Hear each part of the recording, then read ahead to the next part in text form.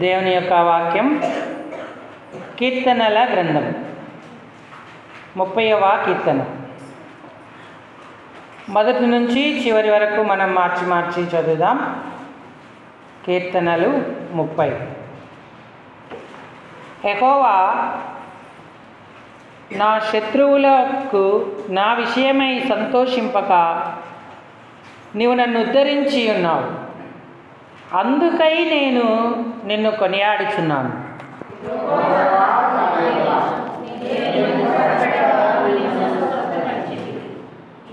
యెహోవా పాతాళములో నుండి నా ప్రాణమును లేవదీసితివి, నేను గోతిలోకి దిగకుండా నీవు నన్ను బ్రతికించితివి. బయటికి వెళ్ళగొట్టాను.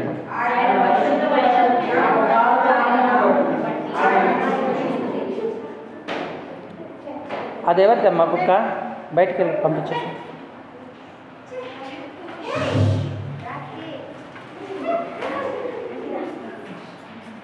పంపించి తీసుకెళ్ళిపోమ్మా.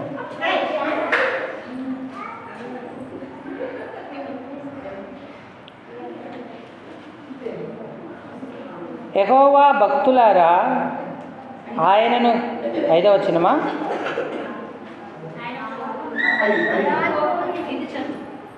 ఆయన కోపము నిమిషమాత్రముండును, ఆయన దయ ఆయుష్కాలమంతయు నిలుచును. సాయంకాలమున ఏడ్పు వచ్చి రాత్రి ఉండినను ఉదయమున సంతోషము కలుగును.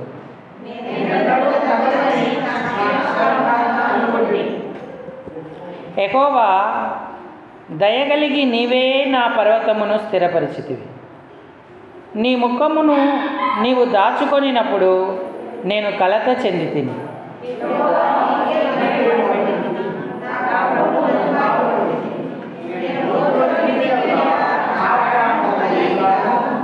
మన్ను నిన్ను స్తుతించిన, నీ సత్యమును గూర్చి అది వివరించున.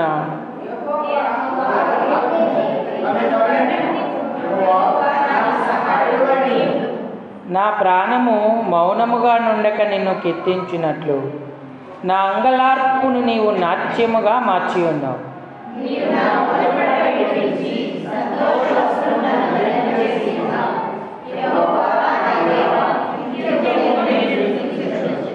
మొదటి వచ్చిన అందరం కలిసి ఒక పర్యాయం చదువుకుందాము.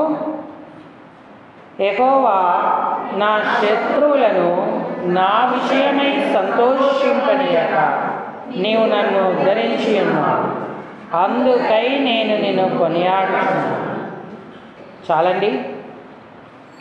చదువుకున్న లేఖన భాగం చేరిరాగలిగిన మన హృదయాలకు మన ప్రభువును ఆత్మ సత్యాలతో ఆరాధించడానికి హెచ్చరికగా, పురికొల్పుగా, ఆశీర్వాదకరంగా, దీవనకరంగా ప్రేమగల దేవుడు చేయునుగాక.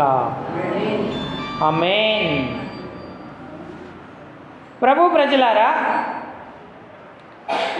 ప్రభునందున్నటువంటి ప్రియమైన వారులారా, అమ్మా సెల్ ఫోన్ ఎవరిది?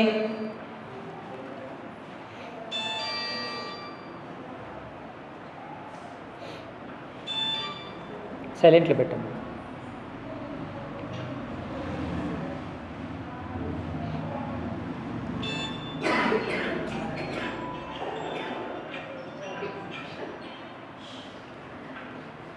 సరే, వాక్యం మీద మన మనసును నిలుపుదాము. ఆరాధన అంటే దేవునిని దేవునిగా మహిమపరచడమే, ఆయనకు కృతజ్ఞతాస్తుతులు చెల్లించడమే ఆరాధన. ఆరాధనలో ప్రార్థన ఉండదు. నాకు సహాయం చేయి ప్రభువా, నన్ను క్షమించు ప్రభువా, నన్ను ఆదుకో ప్రభువా, వాళ్ళను జ్ఞాపకం చేసుకో, వీళ్ళను జ్ఞాపకం చేసుకో అనే పదాలు, భావాలు, ఉద్దేశాలు ఆరాధనలో ఉండవు. ఆరాధన అంటే అర్పించేది, ఇచ్చేదే కానీ తీసుకునేది కాదు. కాబట్టి దేవునికి ఉదయకాలం ఏమి అర్పించడానికి వచ్చావు? కృతజ్ఞతాస్తుతులు చెల్లిస్తూ విరిగి నలిగిన హృదయంతో మనం ఆయనను ఆరాధిస్తూ ఉన్నామా? ఆ ఆరాధన అనుభవాన్ని మనం కలిగి ఉండాలని దేవుడు కోరుతా ఉన్నాడు.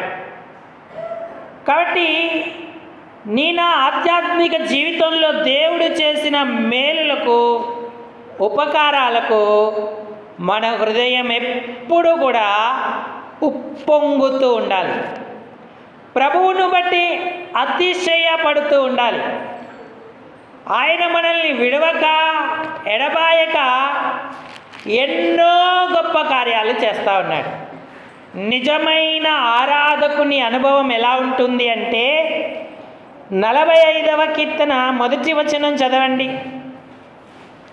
కీర్తన 45 మొదటి వచనం. ఒక దివ్యమైన సంగతితో నా హృదయం బహుగా ఉప్పొంగుచున్నది. నేను రాజును గూర్చి రచించిన దానిని పలికెదను. నా నాలుక త్వరగా రాయువాని కలము వలె ఉన్నది అన్నాడు. అంటే పరలోకపు ఒక సంగతి ఆ కుమారుని లేదా కీర్తనాకారుని హృదయంలో ఉన్నప్పుడు అది ఉప్పొంగుతూ ఉంది. హృదయము నిండి ఉన్న దాన్ని బట్టే నోరు మాట్లాడును అన్నాడు. హృదయము నిండా కృతజ్ఞతాస్తుతులు ఉన్నాయనుకోండి, నాలుక పరిగెడుతూ ఉంటుంది. రాయువాని కలము వలె నా నాలుక మరి పరిగెడుతూ ఉంది అన్నాడు. త్వరపడుతున్నామా? కృతజ్ఞతాస్తుతులు చెల్లించుట నిజమైన ఆరాధన. చూడండి 23వ కీర్తనలో దావీదు కూడా అదే అనుభవంతో ఉన్నాడు. 5వ వచనం చదవండి. కీర్తన 23:5. నా శత్రువుల ఎదుట నీవు నాకు భోజనము సిద్ధపరచుదువు. నూనెతో నా తల అంటియున్నావు. నా గిన్నె నిండి పొర్లుచున్నది అన్నాడు. ఆయన హృదయము పొంగి పొర్లుతా ఉంది. కాబట్టి ఉదయకాలం మన హృదయము నిండా ఆయనకు కృతజ్ఞత కలిగి ఉండాలి. ఆయన చేసిన కార్యాలకు, మేలులకు, ఉపకారాలకు త్వరగా రాయిచున్న వాని కలము వలె మన నాలిక ఉండాలని దేవుడు కోరుతున్నాడు. ఆరాధనలో పాల్పొందడం, ఆరాధించడం, ప్రభుకు కృతజ్ఞతాస్తుతులు చెల్లించడం మనకెంతో ధన్యత, ఆశీర్వాదం. అది ప్రభువునకు మహిమ కలగజేసేదిగా ఉంది. మనం చదువుకున్న కీర్తన దావీదు యొక్క కీర్తన. ఈ కీర్తనలో దావీదు దేవుణ్ణి స్తుతించుటకు, కృతజ్ఞతాస్తుతులు చెల్లించుటకు అనేక కారణాలు చెప్తా ఉన్నాడు. అందులో మొట్టమొదటి కారణం ఏంటంటే కీర్తన గ్రంథం 30 మొదటి వచనం చదవండి. యెహోవా నా శత్రువులను నా విషయమై సంతోషింపనీయగా నీవు నన్ను ఉద్ధరించియున్నావు. అందుకై నేను నిన్ను కొనియాడుచున్నాను అన్నాడు. మొట్టమొదటి కారణం శత్రువు దావీదు విషయమై సంతోషింపకుండా దేవుడు చేశాడు. ఈరోజు మనం కూడా ఆయన్ని ఆరాధించడానికి కారణం ఏంటంటే మన శత్రువులు మన విషయమై సంతోషింపనీయకుండా ఆయన మనలను ఉద్ధరిస్తూ ఉన్నాడు. ఉద్ధరణ అంటే రక్షణ. ఆయన మనల్ని రక్షిస్తూ ఉన్నాడు. మన శత్రువు ఎవరు? మీ శత్రువగు అపవాది అన్నాడు. అపవాది మనం పాపములో ఉండడానికి ఇష్టపడతాడు. పాపము ఇష్టమైన క్రియలు చేసి నరకానికి వెళ్ళడానికి ఇష్టపడతాడు. అపవాది యొక్క గురేంటంటే మనల్ని నాశనము చేయడమే. కానీ మనం పాపంలో ఉండి పతనమై నాశనానికి వెళ్తుంటే వాడు సంతోషిస్తూ ఉన్నాడు. వాడు సంతోషించకుండా ప్రభువు మనలను రక్షించాడు, ఉద్ధరణ కలగజేశాడు. నిజమైన దేవుడు ఆయనే అనే తెలుసుకునే భాగ్యం మనకిచ్చాడు. విగ్రహారాధనలో, లోకంలో, పాపములో నశించి నరకానికి వెళుతున్న మన అందరి కన్నుల ఎదుట తన శిలువ దర్శనాన్ని ఉంచాడు. కాళ్ళు చేతుల్లో మేకులు, తలకు ముళ్ళ కిరీటం, పక్కలో బల్లెపోటు, వీపంతా కూడా నాగటి చాలా వలె దున్నబడింది. అటుకరకు నిలువుకరకు ఆయన వేలాడదీయబడ్డాడు. ఆఖరక్త బొట్టు వరకు కార్చి చనిపోయి సమాధి నుంచి తిరిగి లేపబడ్డాడు. నువ్వు ఉద్ధరించబడ్డావా? లేక ఇంకా నిన్ను చూసి శత్రువు సంతోషిస్తున్నాడా? భలే భలే వీడు నరక మార్గంలోనే ఉన్నాడు, నాశనం నా చేతుల్లో వీడిది ఉంది అని సంతోషిస్తున్నాడా? ఎప్పుడైతే ప్రభువు నా కొరకు ప్రాణం పెట్టాడని మనం గ్రహించి నేను పాపిని ప్రభు అని ఒప్పుకుంటామో, దేవుడు అప్పుడు మన పాపాన్ని క్షమించి పాప బంధకముల నుంచి మనల్ని విడుదల చేస్తాడు, రక్షణ మనకు కలగజేస్తాడు, విమోచన ఇస్తాడు. అపవాది చేతిలో నుంచి మనల్ని విమోచిస్తూ ఉన్నాడు. చూడండి, గలతీ పత్రిక 1వ అధ్యాయములో అన్నాడు, ప్రస్తుతం యుగ సంబంధమైన దుష్టకాలములో నుంచి ఆయన మనల్ని విమోచించాడు. 1:4 మన తండ్రి అయిన దేవుని చిత్త ప్రకారం క్రీస్తు మనలను ప్రస్తుతపు దుష్టకాలములో నుండి విమోచింపవలనని మన పాపముల నిమిత్తమై తనను తాను అప్పగించుకొనెను అన్నాడు. అంతేకాదు, అంధకార సంబంధులం అపవాది మన నేత్రాలకు గుడ్డితనం కలగజేసి తనకిష్టమొచ్చినట్టు మన ఎడల జరిగిస్తూ ఉంటుండగా, వెలుగు కలుగునుగా కానీ పలికిన దేవుడు మన హృదయాలలో సువార్త వెలుగును ప్రకాశింపజేసి ఈ యుగ సంబంధమైన దేవుని దయ్యపు దేవత చేతిలో నుంచి మనల్ని విడుదల చేశాడు. చూడండి, 4వ వచనం, 2వ కొరింథీ పత్రిక 4వ అధ్యాయం, 2వ కొరింథీ 4:4. దేవుని స్వరూపి అయిన క్రీస్తు మహిమను కనపరచు సువార్త ప్రకాశం వారికి ప్రకాశించకుండు నిమిత్తం ఈ యుగ సంబంధమైన దేవత విశ్వాసులైన వారి మనోనేత్రాలను అవిశ్వాసులైన వారి మనోనేత్రాలకు గ్రుడ్డితనము కలగజేసింది. కానీ వాక్యపు వెలుగేం చేసిందంటే మన కన్నులకు వెలుగునిచ్చింది. విమోచించబడ్డాం, రక్షించబడ్డాం. అపవాది ఆనందించకుండా దేవుడు కార్యం చేశాడు. జీవపు మార్గంలోకి వచ్చాం. ఒకవేళ ఇంకా నువ్వు ఆ పాపపు నాశనపు నరక మార్గంలోనే ఉన్నావా? యేసును సొంత రక్షకుడిగా అంగీకరించలేదా? ఇదే అనుకూలమైన సమయం. ఇప్పుడే పాప క్షమాపణ పొందు. నేను పాపిని ప్రభాని ఒప్పుకో. ఆయన ఈ ధన్యత నీకు అనుగ్రహిస్తాడు. ఒకవేళ రక్షించబడి ఉంటే దేవునికి స్తోత్రం. మనం ఎప్పుడూ మౌనంగా ఉండదు. ఎందుకంటే మన రక్షణ ఎంత అంటే విలువైనది అనేది మనం గ్రహించాలి. అది వెల చెల్లించలేనటువంటిది, అమూల్యమైనది అని గుర్తించాలి. యేసు స్వయంగా ఈ లోకానికి రాకపోతే మన పాపాలలోనే మనం నశించిపోయేవారం. మన శత్రువు మన విషయమై ఆనందపడేటువంటి వాడు. కానీ దేవుడి కనికరాన్ని బట్టి మనం రక్షించబడ్డాం, ఆయన ప్రజలమయ్యాం. అంతేకాదు, మన యాత్రా జీవితంలో ఆయన మనకు ఎన్నో మేలులు చేస్తూ ఉన్నాడు. రెండవ సంగతి ఏంటంటే 30వ కీర్తన 2వ వచనం చదవండి. యెహోవా నా దేవా, నేను నీకు మొరపెట్టగా నీవు నన్ను. మనం సంవత్సరాంతపు దినంలో ఉన్నాం. ఇదే ఆఖరు రోజు. నేను నీకు మొరపెట్టగా నీవు నన్ను స్వస్థపరచితివి అన్నాడు. ఈ సంవత్సరం ఎన్నిసార్లు మనకు ఆరోగ్యం ఇచ్చాడు దేవుడు. అనారోగ్యం పాలై ఈ పడక మీదే నుంటుండగా ఆయన మనల్ని స్వస్థపరిచాడు, లేవనెత్తాడు, కృప చూపాడు. ఆయన స్వస్థపరిచాడు అన్న సత్యాన్ని గుర్తిస్తున్నామా? ఏమంటే ఇంకా ఈ సంవత్సరం అనేకులు స్వస్థత పొందలేకపోయారు. ఇంకా హాస్పిటల్లో ఉన్నారు, రకరకాలైన స్థితిగతుల్లో ఉన్నారు. అనారోగ్యం ఎంత భయానకమైనది, అది మనల్ని కృంగదీస్తుంది. డబ్బు ఖర్చు పెట్టినా, ఎక్కడికి తిరిగినా మనం స్వస్థత పొందలేము. నిన్ను స్వస్థపరచు యెహోవాను నేనే అన్నాడు.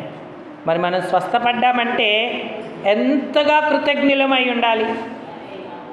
ఈ ఒక్కరోజే కాదు, మన జీవితాంతం ఆయనకు కృతజ్ఞత కలిగి ఆయన ఆరాధించేటువంటి వారంగా ఉండాలి. కాబట్టి ఆయన మీద మనం ఆధారపడుతున్నామా? ఆరాధన అంటే కేవలం పలుకులే కాదు, మన జీవితమే ఆయనకు ఆరాధనగా ఉండాలి. ఆరాధనకు ఆలయానికి సమయానికి రావడం ఆరాధనే. ఆలయంలో మౌనంగా ఉండడం, ప్రభువును గణపరచడం మౌనంగా, అది ఆరాధనే. సియోనులో మౌనముగా నుండుట యెహోవాకు స్తుతి చెల్లించుటే అన్నాడు. కాబట్టి నీవు క్రమమైన జీవితాన్ని కలిగి ఉన్నావా? ఏదో సంవత్సరానికి ఒకసారి, నెలకోసారి, వారానికోసారికి వచ్చి నేను ఆరాధన చేస్తున్నానంటే కాదది. పలుకులతో ఆరాధించడం ఎంత ముఖ్యమో మన జీవిత విధానము ద్వారా ఆరాధించడం కూడా అంతే ముఖ్యం. దావీదు నిత్యము ఆయన్ను స్తుతించాడు. సంవత్సరమంతా స్వస్థత దేవుడిస్తూనే వచ్చాడు. అది మనకు మానసిక స్వస్థత, శారీరక స్వస్థత, ఆత్మ స్వస్థత కూడా మనం పొందుకున్నాం. అందుకై నేను నిన్ను కొనియాడుతున్నానన్నాడు. ఇది రెండవ కారణం. మూడవదిగా దావీదు దేవుణ్ణి ఎందుకు స్తుతిస్తున్నాడంటే 3వ వచనంలో రాయబడి ఉంది, యెహోవా పాతాళములో నుండి నా ప్రాణమును లేవదీసితివి, గోతిలోకి దిగకుండా నీవు నన్ను బ్రతికించితివి అన్నాడు. జీవమిచ్చాడు దేవుడు. ఈనాడు ఇక్కడ మనం ఉన్నామంటే మనలో జీవం ఉంది, ఊపిరి ఉంది. ఆయన సమస్త మానవాళికి ఊపిరిని, జీవమును దయచేయువాడు అన్నాడు. మన్ను నిన్ను స్తుతిస్తుందా? శ్మశానము నీకు స్తోత్రము చెల్లిస్తుందా? గోతిలోకి పోవారు ఆయనకు కృతజ్ఞతాస్తుతులు చెల్లిస్తారా? నేను గోతిలోకి వెళితే నా ప్రాణము వలన నీకేమీ లాభము అన్నాడు. చనిపోకుండా ఈ దినాన సజీవులమై ఉన్నాము, అందుకు మనం ఆయనను స్తుతించాలి. హిజ్కియా ఎప్పుడో చనిపోవాలి, కానీ దేవుడు అతనికి జీవం ఇచ్చాడు, దేవుడు అతనికి కృపనిచ్చాడు. అందుకే హిజ్కియా కూడా దేవుణ్ణి స్తుతిస్తూ గణపరుస్తూ ఉన్నాడు. చూడండి 18వ వచనం, 19వ వచనం, 38 యెషయా గ్రంథంలో, పాతాళముల నీకు స్తుతి కలగదు, మృతి నీకు కృతజ్ఞతాస్తుతి చెల్లించదు, సమాధిలోకి దిగువారు నీ సత్యాన్ని ఆశ్రయించరు. సజీవులే కదా నిన్ను స్తుతించుదురు. ఈ దినమున నేను సజీవుడనై నిన్ను స్తుతించుచున్నాను అన్నాడు. నువ్వు సజీవుడవైతే తప్పకుండా ఆయన స్తుతిని ప్రచురపరుస్తావు, ఆయనకు కృతజ్ఞతాస్తుతులు చెల్లిస్తూ ఉంటావు. దేవుని యొక్క ఏర్పాటును నువ్వు నెరవేర్చుకునేవాడవుగా, దానవుగా ఉంటావు. 3 కారణాలు. మొదటిది ఉద్ధరణ, రక్షించాడు, శత్రువు సంతోషింపకుండా మనకు విమోచన కలగజేశాడు. రెండవది స్వస్థత కలగజేశాడు యాత్రా జీవితంలో. మూడవది మనల్ని జీవముతో నింపాడు. ఈ 3 కార్యాలే కాదు, ఇంకెన్నో కార్యాలు ఉన్నాయి. మనం నేడు సజీవులుగా ఉన్నామన్నా, ఆరోగ్యంలో ఉన్నామన్నా, రక్షణ పొంది నిలిచి ఉన్నామన్నా దేవుని కృపే. మనమేదో యోగ్యులం, మంచివారం, బలమైన వారం, గొప్పవారం అని కాదు, కానీ ఆయన కృపాకనికరాలు మన మీద విస్తరింపజేయబడ్డాయి. ఆయన కోపము క్షణమాత్రం ఉంటుంది, నిమిషమాత్రం ఉంటుంది. ఆయన దయ ఆయుష్కాలమంతయుండును అన్నాడు. అందుకే కీర్తనకారుడు మౌనముగా ఉండలేదు. 11వ వచనం చదవండి. 30వ కీర్తన 30:11. నా ప్రాణము మౌనముగా నుండక నిన్ను కీర్తించునట్లు నా అంగలార్పును నీవు నాట్యముగా మార్చియున్నావు. నీవు నా గోనె పట్టను విడిపించి సంతోష వస్త్రము నాకు నన్ను ధరింపజేసి ఉన్నావు. యెహోవా నా దేవా, అప్పుడప్పుడు నిన్ను నేను, అప్పుడప్పుడు అన్నాడా నిత్యం అన్నాడా? నాతో చెప్పండి. నిత్యము. మీరందరూ కూడా యవనస్తులు. నిత్యము నేను నిన్ను స్తుతించెదను. అందుకే మనం అప్పుడప్పుడు ఆలయానికి వస్తాం. నిత్యము రాము. మనకు ఒక క్రమం ఉండాలి, నిర్ణయం ఉండాలి, స్థిర నిర్ణయం.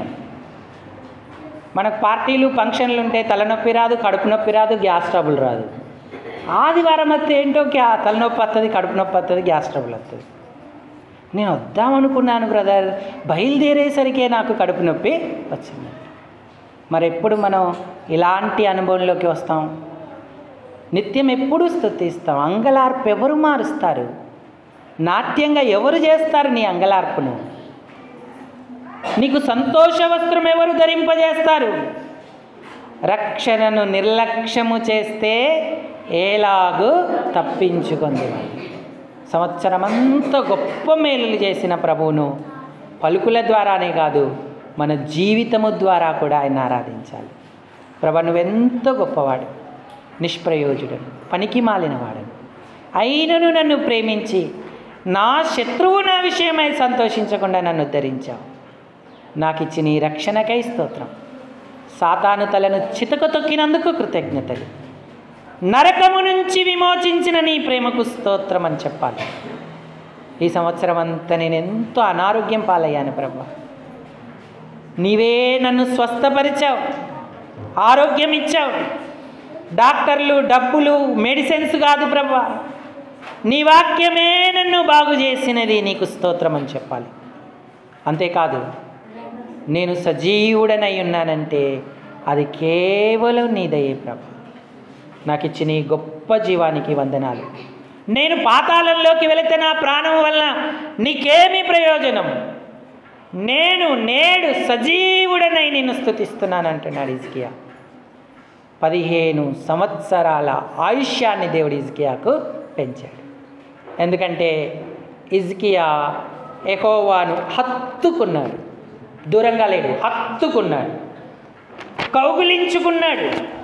ఎలా చెప్పగలుగుతున్నామంటే, ద్వితీయోపదేశ కాండంలో దేవుడు అన్నాడు, మీకు సజీవత ఎలా వస్తుంది అంటే మీ దేవుడైన యెహోవాను మీరు హత్తుకొని ఉన్నారు. మీరు హత్తుకొని ఉన్నారు కనుక నేడు మీకు యెహోవా సజీవతనిచ్చాడు అన్నాడు.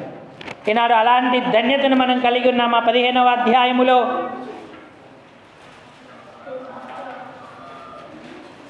5వ వచనం చదవండి. కావున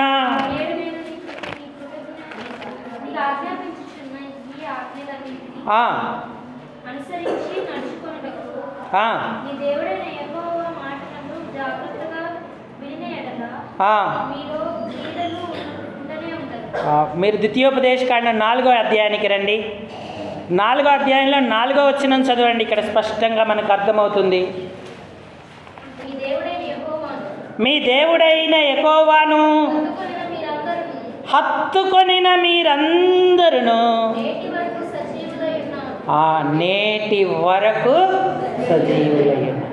మరి సజీవుడవైతే ఆయన స్తుతించాలి, దేవుణ్ణి దేవునిగా మహిమపరచాలి, ఆయనకు కృతజ్ఞతాస్తుతులు చెల్లించాలి. అయ్యా, నాకు ఇచ్చిన రక్షణకై స్తోత్రం, నాకు ఇచ్చిన స్వస్థత ఆరోగ్యాలకు స్తోత్రం, నన్ను సజీవతలో ఉంచినందుకు స్తోత్రం. నేను నీకేమివ్వగలను తండ్రి? ఈ నా విరిగి నలిగిన హృదయంతో నా కొరకు మరణం పొంది తిరిగి లేచిన దేవుడవని ఈ కొద్ది స్తుతి ఆరాధన నీకు అర్పిస్తున్నానంటూ మనం ఈ తలంపులతో ప్రభువుని ఆరాధన చేద్దాం. అందరూ తలలు వంచి కళ్ళు మూసుకోండి.